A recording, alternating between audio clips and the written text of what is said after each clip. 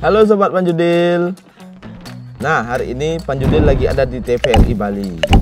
Di episode yang spesial ini, Panjudil akan mengajak sobat-sobat Panjudil untuk jalan-jalan ke Renon. Nah, karena di sana lagi ada acara di Renon. Ayo ikutin Panjudil yuk.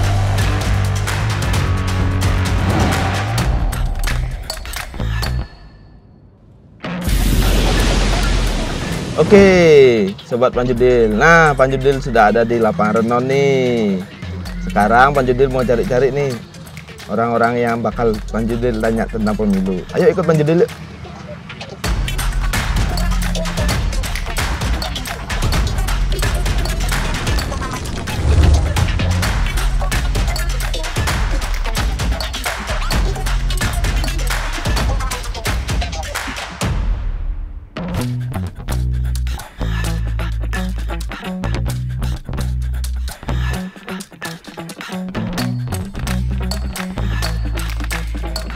Nah, sekarang Panjudil sudah ada di lapangan nih. Ayo ikut.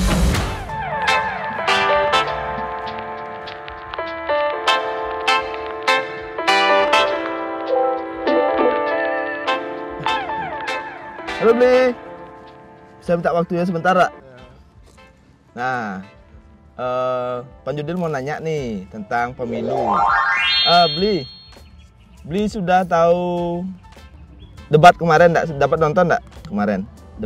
Soal debat kemarin. Debat kemarin yang 2 hari lalu baru nonton waktu itu.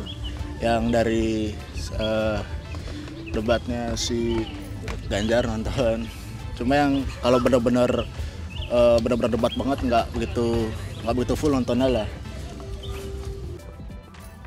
Di mana Bli nonton Bli? Dari media sosial aja, cuplikan-cuplikan apa fullnya itu dapat nonton? Sempat nonton sama bapak sih di TV. Guys tahu jangan lupa coblos ini gitu, guys tahu cari aja yang pasti gitu. Itu sih bapak kemarin ngasih tahu. Nah, Bli tahu siapa aja capres dan cawapresnya? Siapa nama-namanya? Capres. Nah, untuk dari pertama itu kan ada Prabowo sama Gibran. Yang kedua itu ada Pak Ganjar sama lagi satu. Siapa juga?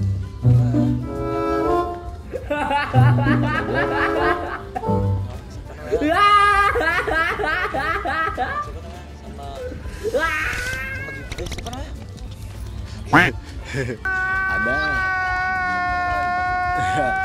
Ya, yang paling ngikutin sih cuma itu aja dari Pak Prabowo sama Pak Mas Gibran. Nah, terakhir pertanyaan saya. Apa harapan kalian jika capres dan cawapres nanti terpilih? Untuk harapan saya yang pertama semoga Indonesia lebih maju. Nah, yang kedua itu ya kalau bisa gaji-gaji agak naik dikit lah ya untuk guru juga. Ya itu aja sih. Oke. Terima kasih atas waktu ya Bli ya. Yuk. Nah, kita cari-cari lagi yuk.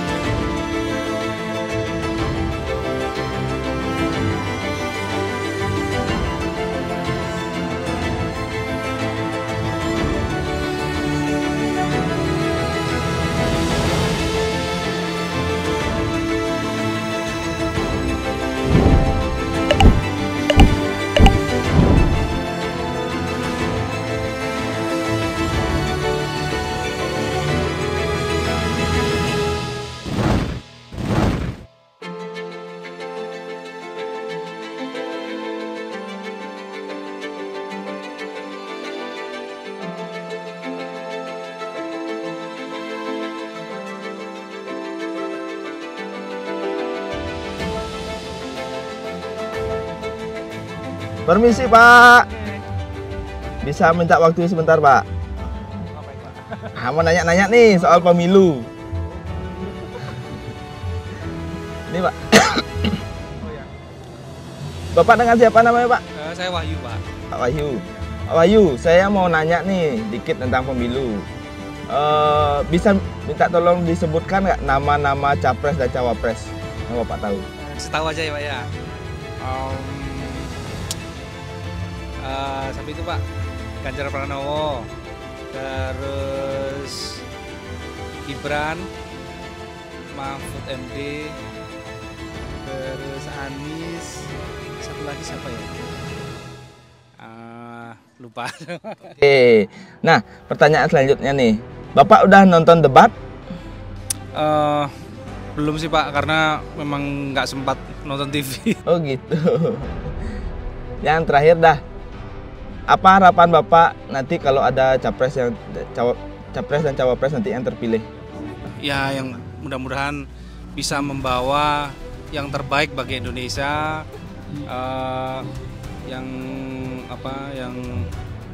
ya bisa membantu perekonomian, lapangan pekerjaan kayak gitu, supaya lebih gampang di semua pihak dan di semua daerah. Gitu aja sih Pak. Ya udah, terima kasih ya. Dadah. Tos dulu, tos.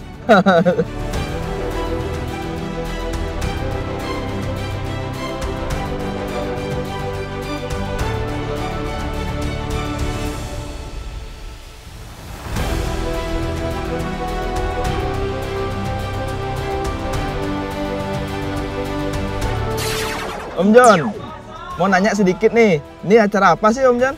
Ya, ini kita lagi bikin rame-rame lah. Satu kan kita di masa kampanye nih. Jadi partai politik itu kita ajak, marilah kita kampanye bersama, kita tunjukkan kepada masyarakat bahwa proses kampanye itu adalah proses damai loh ya, yang nggak keras-keras, yang nggak panas-panas. Di sini kita sama-sama kita kumpulkan biar mereka bisa menyampaikan visi misi dan didengar oleh masyarakat dan tentu saja oleh kompetitornya masing-masing. Jadi visi misinya mereka sama nggak? Ada yang sama loh. Kadang-kadang ada yang berbeda. Nah di situ mereka melakukan proses kritisi terhadap ini, tapi ya masing-masing disimpan. Tetapi agar masyarakat juga tahu apa yang menjadi visi misi dari masing-masing peserta pemilu seperti itu. Nah, siapa aja yang diundang nih Om John? Ini yang kita undang semua peserta pemilu, ada 3 calon presiden, tim kampanyenya, ada 18 partai politik dan 17 anggota DPD. Jadi itu sekaligus kita memperkenalkan mereka, ini loh peserta-peserta pemilu, ini tanda gambarnya, ini nomor urutnya, ini fotonya. Jadi biar masyarakat memang lebih paham dan lebih kenal terhadap siapa yang akan mereka pilih nanti. Nah, terakhir, harapan Om John di pemilu tahun ini gimana Om John? Ya, pemilu kita ini adalah pemilu yang kalau kata dunia ini adalah pemilu yang paling rumit di dunia. Tetapi kita harus tunjukkan bahwa dengan proses 5 surat suara yang kita terima, kita bisa berjalan pemilu ini. Kita sudah terbiasa melaksanakan proses pemilu 5 tahunan dan tentu saja masyarakat juga sudah cerdas dalam melakukan pola teknis di TPS. Nah, di sini kita mengulang kembali untuk mengingatkan mereka bagaimana teknis-teknis TPS memberikan suara. Yang kami ingin pastikan adalah mereka hadir ke TPS pada tanggal 14 Februari 2024. Oke, makasih Om John ya. Sukses acaranya nih. Ya, sukses Bang Judil, jalan terus. Saya keliling-keliling lagi nih. Terima kasih Om John.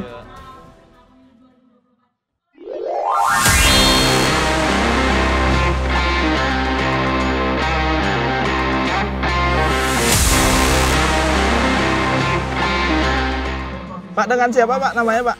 Saya Imade Yasa, SHMH, mantan Kepala Kejaksaan Tinggi Sulawesi Tengah.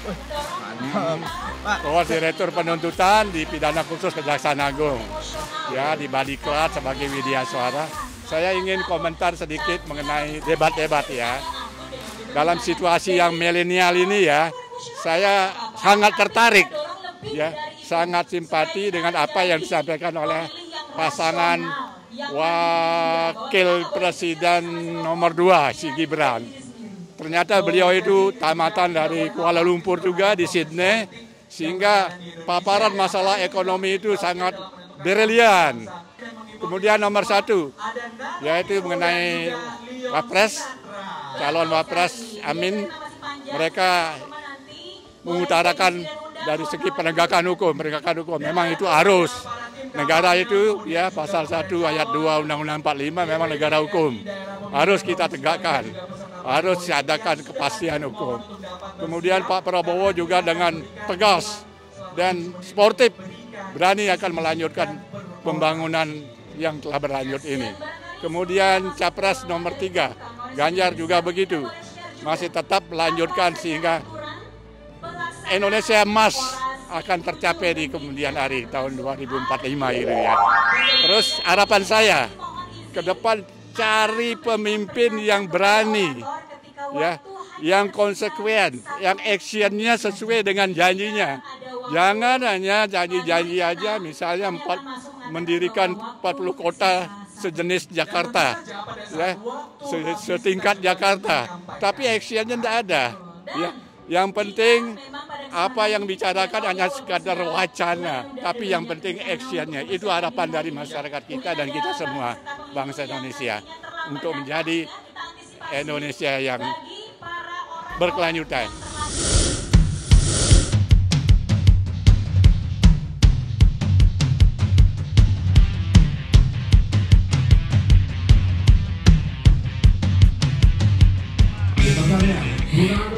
Halo teman-teman, kali ini Friska berada di acara Pemilu Expo dan juga orasi kampanye damai Pemilu 2024. Ini ajang yang dibikin sama KPU Provinsi Bali buat teman-teman muda, generasi milenial dan juga generasi Z untuk lebih tahu kira-kira para calon-calon pemimpin kedepannya nih visi misinya apa sih? Karena selama ini kan kalau katanya Ketua KPU tadi ya, selama ini banyak anak muda yang masih pengen tahu juga tentang calon-calon itu kayak gimana gitu. Masa kita cuma lihat baliho doang atau lihat sosial media aja. Jadi KPU Provinsi Bali menyediakan ruang dan juga waktu 24 Desember untuk semua peserta pemilu Dapil Provinsi Bali untuk melakukan orasi selama 7 menit.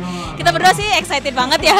Excited banget karena di sini masyarakat bisa dapat informasi yang lebih lengkap, detail dan jelas dari masing-masing presiden dan wakil presiden karena ada tim kampanyenya di sini, kemudian dari partai politik dan juga calon DPD RI daerah pemilihan Provinsi Bali. Oke, ini partner MC ku. Jadi hari ini aku nge-MC ya di sini. Namanya Chandra, Dr. Chandra ya. Gimana nih sejauh ini? Acaranya apa aja sih hari ini? Acaranya hari ini ada penyampaian orasi, kemudian tentu saja ada hiburan.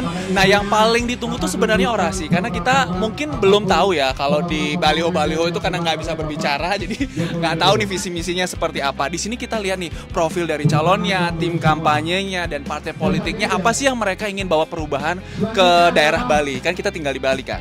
Nah, selain 7 menit orasi itu, kalau emang dirasa nggak lengkap, di sini juga ada expo-expo, jadi ada booth yang itu dihandle sama masing-masing peserta pemilu. Jadi ada partai politik sama ada calon DPD juga. Jadi kalau sebenarnya teman-teman yang ada di sini tuh bisa datang juga ke booth itu untuk nanya langsung gitu tentang mungkin program-programnya atau mungkin tentang pertanyaan tertentu. Nyari sosial media juga bisa, pokoknya bebas banget lah. Yang jelas ini acara keren banget. Zamannya aku dulu jadi pemilih pemula nggak ada nih acara kayak gini. Tapi katanya KPU tadi bakalan datang juga sosialisasi ke kampus-kampus, kemudian ke sekolah-sekolah. Jadi benar-benar menyasar generasi milenial dan juga agensi yang nanti ternyata banyak banget, lebih dari 50% kalau aku dengar ya. Betul, lebih dari 50%. Jadi ditungguin ya, nanti KPU akan datang ke sekolah-sekolah kamu dan dia akan kasih tahu kita ada berapa surat suara, terus milihnya gimana, masuk ke TPS tuh ngapain ya gitu. Jadi kamu udah nentuin belum sih calon presiden, wakil presidennya siapa, habis itu partainya apa sama DPD udah? Sejauh ini sudah ada reka-reka mau siapa, tapi untuk memantapkan pilihan tetap masih harus denger nih orasi-orasi kayak gini dan juga masih mantengin karena emang masa kampanye masih lama ya, sampai 10 Februari. Jadi kita manfaatin semuanya. Bisa jadi berubah juga nggak sih setelah dengar orasi-orasi ini? Betul banget, karena biasanya yang namanya pemilih ya seringkali dipengaruhi sama faktor-faktor emosional tuh, entah dia kenal mungkin sama calonnya atau mungkin ganteng, cantik, mungkin ada relasi apapun. Tapi seiring waktu, dan ini juga program dari KPU ya, mendorong teman-teman kita para pemilih untuk jadi makin rasional dan juga mandiri dalam menentukan pilihan gitu. Jadi namanya rasional itu artinya kita memilih bukan hanya karena faktor emosional, tapi juga karena kita tahu mereka visi misinya, program-programnya apa untuk masa depan kita gitu. Makanya beruntung banget selain kita nge-MC juga dengerin langsung orasinya kan. Bener banget. Jadi jangan kemana-mana, ikuti terus.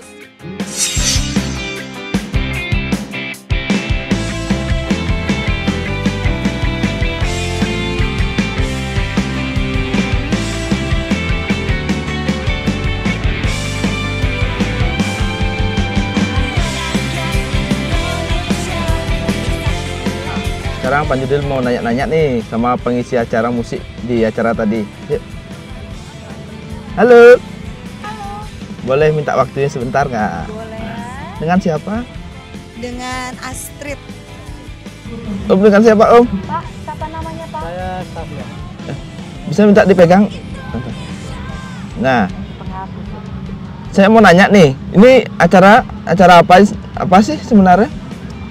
Ini acara penyuluhan ya, expo penyuluhan sih, lebih ke penyuluhan untuk anak-anak yang baru mulai mau nyoblos pertama. Gitu, sekalian kayaknya kasih waktu untuk beberapa calon untuk bisa bernarasi di sini, itu aja sih. Gitu. Oke, nah terus apa harapan kalau ada capres cawapres nanti yang terpilih, harapannya? Harapannya sih supaya banyak orang sekarang belajar banyak tentang calon yang mau dipilih. Kalau belum tahu bobot bibit bebetnya, lebih baik memang ngikutin debat di TV ya, gitu, supaya kita tahu yang kita pilih ini bener atau enggak. Itu aja sih, supaya 5 tahun ke depan kita bisa lebih baik daripada 10 tahun yang kemarin. Itu aja sih. Berarti udah dapat nonton debat berarti ini? Pasti. Apa tanggapannya tentang debat itu? Pilihlah yang memang benar-benar tahu tentang pembangunan ke depan. Pilihlah yang benar-benar ngikutin perkembangan zaman supaya negara lain maju, kita juga ikut maju. Jangan seperti yang dulu-dulu negara udah maju, kita masih naik becak di tempat. Gitu. Oke, udah ya. Terima kasih ya atas waktunya. Nah, setelah Panjudil keliling-keliling nih, kita akhiri aja sampai di sini. Oke. Bye-bye. Ku percaya suara kita sangat berharga.